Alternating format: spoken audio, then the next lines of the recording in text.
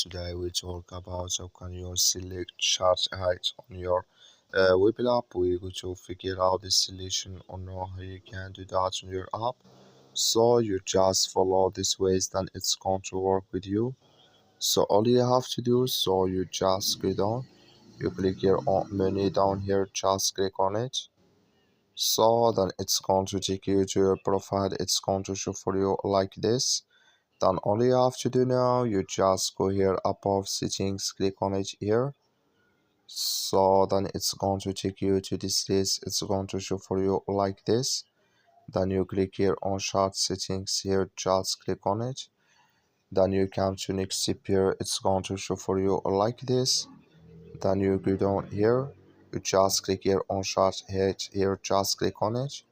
And here can you select it if you want to add low or standard or medium or high here. So that's all you have to do. Thank you for watching. Don't forget to support us by like